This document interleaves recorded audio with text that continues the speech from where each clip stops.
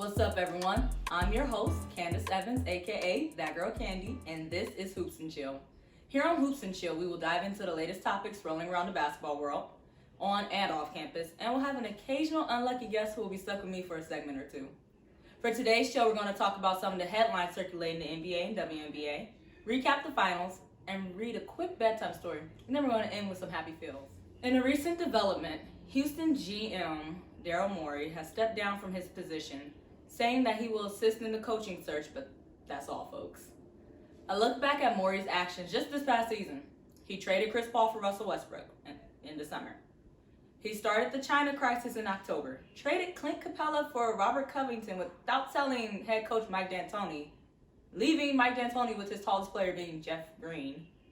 And during that span, he gave away 3 first-round picks and 2 trade swaps for Russell Westbrook and Robert Covington. So when you think about that, in all honesty, I really feel like this whole season has been his resignation letter. But outside all that, something is seriously wrong in Houston. Both Mike D'Antoni and Daryl Morey dipped on their own merit.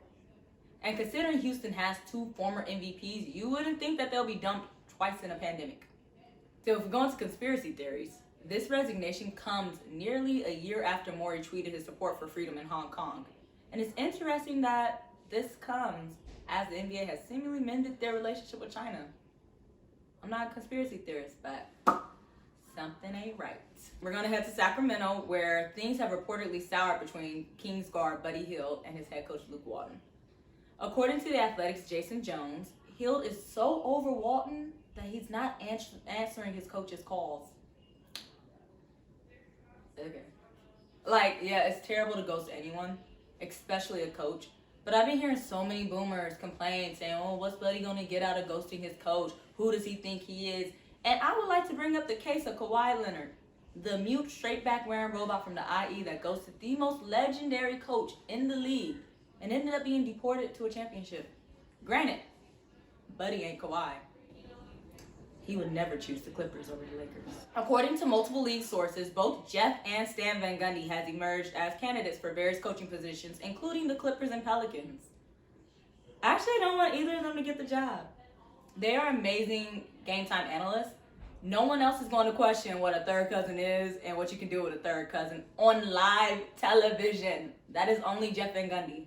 That's just Jeff. He's the only one fangirling over Rihanna during a game while the finals are playing right in front of him.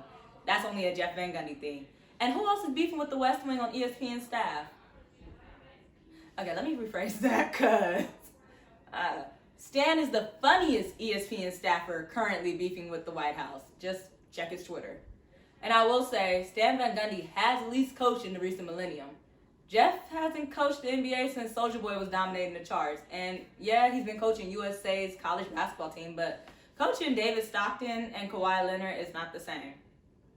David's dad actually had to play against the GOAT. In the latest installment of WTF Kyrie Irving, Kyrie went on record saying, one thing I've been comfortable with is I feel like I was the best option on every team I played for down the stretch.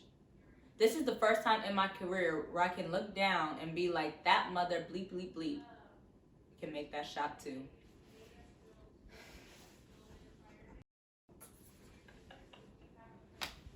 Why are you like this, Kyrie? I want to like Kyrie. I really want to like him. But he is like a consistent walking troll. It's like sometimes I want to defend him, like he ain't mean it like that. But then it's like Kyrie is very intelligent, despite what his views on astronomy may say. So I look at this quote, and then I think about the fact that Kyrie played with the arguably second best player to ever play the game. And I can't say much to defend him on this one. And the media didn't either. Kendrick Perkins, Stephen A., Colin Cowherd, all of them, they jumped on Kyrie as if he cared.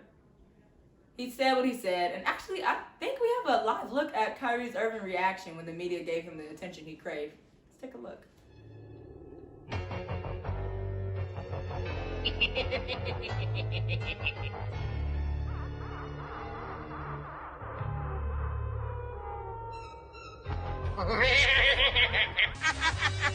I can't remember when I've had a more pleasant day. It didn't help that there wasn't anything exciting going on when Kyrie made his comments. The sports world was itching for conflict. I mean, the only thing happening was the Mickey Mouse Championships, and according to the ratings, no one was watching that. Heading into the WNBA, Sue Bird won her 4th championship at age 39, just 2 weeks ahead of her 40th birthday, becoming the only WNBA player to win a championship in 3 different decades. Sue credited her health team for her longevity, citing her routine that is all centered around having energy, fueling for workouts, and recovering after workouts. She regularly meets with a nutritionist, changed her workout regimen, and hired a sports performance coach. And looking at how youthful and impactful Sue was during Seattle's run, I think Zion Williamson needs to give her a call. Heading to South Beach, Tyler Hero named himself a walking bucket after averaging 11 points before competing for the Mickey Mouse ring. So Paul Pierce pointed out the obvious, saying, I can't give you I'm a bucket because you got a couple of buckets on the big stage. And of course, social media had to ignore the substance of Pierce's response, and they had to hype up the kid. Tyler Hero even responded saying that he thinks he just averaged 20 in the Eastern Conference Finals. You know what? After watching the finals, I have to say the Rook is actually right. Hero averaged an abysmal defensive win shares, which means the Lakers were on fire when he was playing D.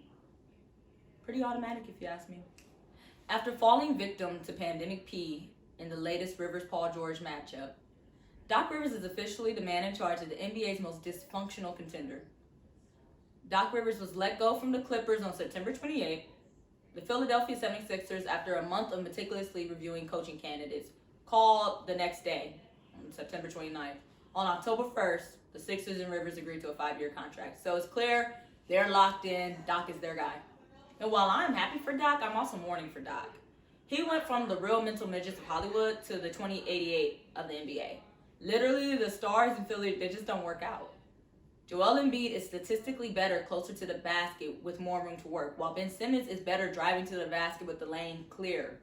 Either Ben Simmons about to get a jump shot, or they need to be separated. There's no way around it at this point. And off the court, Joel Embiid has to get in better shape. Philly writers will defend his stamina to their last breath, and while he is a very talented player who is often overlooked because of his trolling nature, the stamina issue is real. I see it, other writers see it, analysts see it. Anyone with eyes sees it. The eyes ain't lying. Down the stretch, Joel Embiid is gas, and he has to work on that. He needs to call Sue and book the same slot that Zion Williamson is going to get his life together. And Doc can't force that to happen. Nothing Doc can draw up is going to make Ben Simmons and Joel Embiid put in work off the court. He can bring in the ghost of Dr. J's younger self, and that still ain't going to help what Philly needs. The Sixer duo has been together long enough to have a signature playoff run, and they don't. Instead, they have memorable collapses. They have more memorable scuffles and Twitter beefs. They are consistently in the news cycle for the wrong reason. They are the toxic couple that keeps going to couples therapy after being together for years. And after being together for some years, if you're going to couple therapy over the same issue, it's time to break up. Doc Rivers ain't a relationship counselor, and he definitely isn't the answer to Philly's problem. The WNBA Finals concluded this past week, the Seattle Storm coasting to their 4th title in franchise history, sweeping the Las Vegas Aces. Breanna Stewart brought home her 2nd Finals MVP honor in 3 years. Last year around this time, Stewart was rehabbing from an Achilles injury that forced her to miss the entire 2019 WNBA season after winning her first Finals MVP and regular season MVP in 2018. Stewart was the unanimous choice for Finals MVP, joining Cynthia Cooper, Lisa Leslie, the WNBA GOAT, Diana Taurasi, and Sylvia Fowles as the only players to win 2 final MVPs. Stewart's 26 points in the series clincher marked her 6th straight WNBA Finals game with at least 20 points, a mark that surpassed Cynthia Cooper's 5 straight in the 97-99 stretch and Angel McCautry's 5 straight from 2010 to 2011. Okay. Storm guard Jewel Lloyd said that her team's championship was dedicated to the late Kobe Bryant, who had taken Lloyd under her wing prior to his passing, naming her the Gold Mamba. Lloyd told ESPN's Holly Rowe that this year was a lot for me. This was for Kobe, Gigi, the Bryant family, and for Breonna Taylor. We had a lot of emotions coming into this game. And there were plenty of emotions among the entire league. Bryant was an ambassador for the league, as well as women's basketball in general, as he hoped to one day see his daughter Gigi play in the league. The WNBA named Gigi, her teammates who also died in the crash, Alyssa Altobelli, and Peyton Chester, honorary draft picks during their draft this year. Jewel Lloyd said, "For me, this season, I had to pay tribute to him. I had to just focus in." Lloyd wears number 24 because of Bryant. And she says she also wears a different variation of Bryant's signature Nike shoes, saying that the shoes remind her of his greatness and forces her to live up to that greatness. The Storm's championship marks the 4th championship for future Hall of Famer Sue Bird, who is now the only WNBA player in the history of the WNBA to win a title in 3 different decades. During the Storm's campaign, Bird broke the single game assist record while shooting over 40% from the field. And can we just also talk about Sue Bird and Megan Rapinoe giving us like straight up relationship goals in the bubble? No one else could ever. Your favorite could never. The Los Angeles Lakers captured their first title in 10 years in a Game 6 victory over the Miami Heat. These finals were filled with many highs towards the end of the series after a pretty forgettable start. And I have to admit, I was one of those people pretty uninterested in the finals up until maybe like the third quarter of Game 5. And the ratings reflected the feelings that I, along with many other fans, had. According to ESPN and Nielsen's media research, these were the lowest rated finals ever recorded.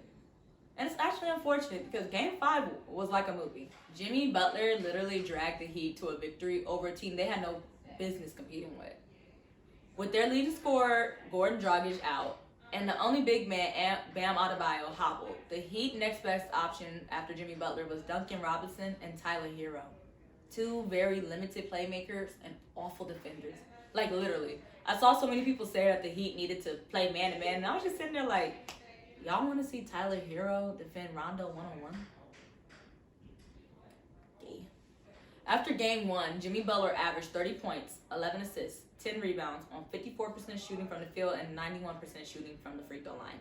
He played the most minutes of the series, and in Game 5, he only got a combined 50-second rest. He defended AD and LeBron and sold the most coffee in the bubble. Literally remarkable. Jimmy has officially placed himself in the superstar category, and honestly, I can't wait to see what happens next year. One guy who has always been in the superstar category but couldn't get it done by himself is Anthony Davis. Prior to joining LeBron, Davis had never been out the second round, either failing to make the playoffs or losing to Golden State. There were plenty of people who questioned whether or not Davis was durable enough to even make it through a championship run. And here we are, making cases that Davis should have got Finals MVP. It's hard to say that Anthony Davis had a breakout playoff run because he's always been good. He was just in a very forgettable market. Like, the Pelicans' ratings in their own state were atrocious. It's a football state. If you're not the Saints or the LSU Tigers, I mean, good luck. The ratings of his best playoff series prior to this run, which was the Portland series of, I believe, 2017, they weren't great. People weren't watching. The bottom line is this happens. There are plenty of great players who are barely seen until they are put in big franchises. Mike Trout, that situation exists. Calvin Johnson, Detroit, probably the second or third best wide receiver in football. No one was watching the Lions. Anthony Davis is a very talented player who didn't get far in the playoffs, wasn't on national TV as much as the Knicks or Warriors or even the Lakers when they weren't good, and he has a laid-back personality like Mike Trout and Calvin Johnson. To make a point, did anyone watch Gronk play at Arizona? If he had been at Bama or LSU or even USC, everyone would have known Gronk coming out. But then he went to New England, and now we're like, oh, Gronk's great. He's this Hall of Fame player. But if it was Arizona to, I don't know, Detroit, no Super Bowls, no Thursday night football, no Monday night football, he would have been buried. You wouldn't have known Gronk. You wouldn't have known how good he is. And that's why a lot of people didn't know Anthony Davis. He's always been a great player. Majority just didn't see much of him. And now we've seen a lot of him, like game-winning jump shot, shooting 70% from the field, a lot of him. And it's clear AD is a championship caliber. It just took for him to be in a big market for everyone to see it. LeBron, of course, won Finals MVP, winning a championship in year 17. Another LeBron James ring means another piece to the everlasting Jordan versus LeBron debate. The debate is listless and there isn't an actual right answer, and these finals served as a further solidifier in the difference between the two. Jordan is a killer. Jordan greatness is shown in his body count. No one ate during his era. There are NBA greats who are ringless because they were unlucky enough to play at the same time as Michael Jordan. Karl Malone, Charles Barkley, John Stockton, Patrick Ewing, Reggie Miller. I can name so many different great players, who were killing this era, who are without the coveted NBA jewelry because of Michael Jeffrey Jordan. And then you look at LeBron and you see Stephen Curry, Kevin Durant, Kawhi Leonard getting their plate full. They eating. But LeBron isn't defined by his body count. LeBron is defined by his resurrecting abilities. He can take a franchise from the dirt to heaven's door. He did it in Cleveland twice. He did it in Miami, and we just saw him do it with the Lakers. LeBron isn't a killer. He's a healer. Jordan is clearly the greatest scorer the game has ever seen. If it's a tight game down the stretch, yeah, I want Jordan on my squad. LeBron is not that type of player. He's not the type that's going to just take the shot because he's the guy. He's not the type of guy where if you ask him at the end of the game, what's going to happen? Oh, shoot the ball. That's Jordan. We saw that in The Last Dance. But LeBron is more than his scoring.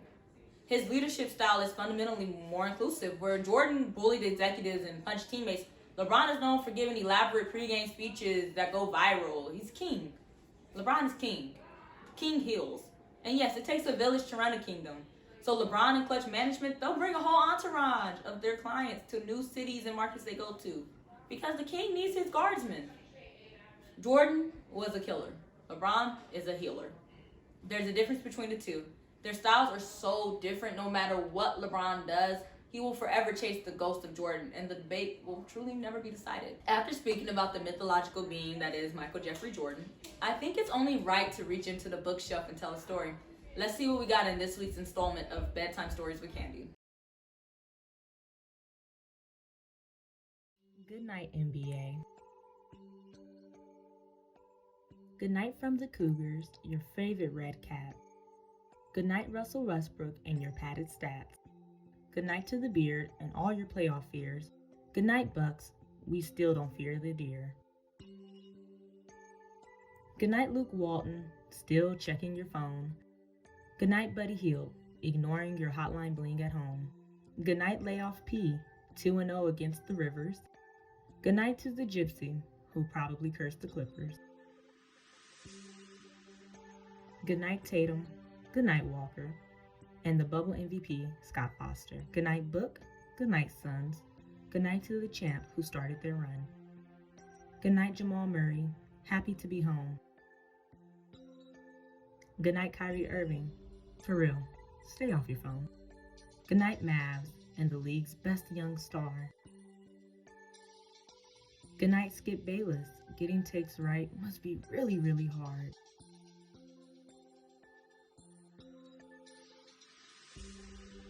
Good night, Heat.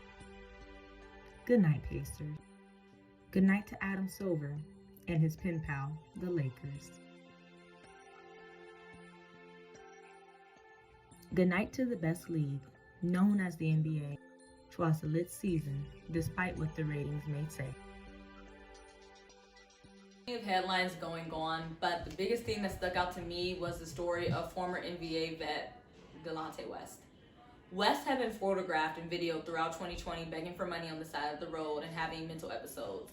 While fans continue to make jokes about West's struggle with his bipolar disorder and drug addiction, West's family has pleaded for help.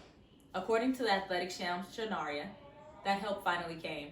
Mavericks owner Mark Cuban reached out to West's mother asking how he could help. His mother answered simply to find Delonte, and Cuban himself did that. He found Delonte, brought him to a hotel room to reunite him with his family, and then Delonte took the step that his family and NBA brothers have awaited. He checked into a rehab facility. 2 weeks have passed, and Mark Cuban provided an update on Barstool Sports, Pardon My Take, saying, "I just got a picture today. He was skydiving." Skydiving. He's making progress. I hope he stays with it. The first couple of weeks are tough, but going through rehab and dealing with addiction, that's not easy. The NBA is a brotherhood. Through the good, the bad, and even the ugly, they're always together. We will keep Delonte and the West family in our prayers as they move forward in this difficult time. But we're happy to see him getting better. That's it for today's show. I will see you guys back here next week. Stay safe, stay smart, and stay strong, folks.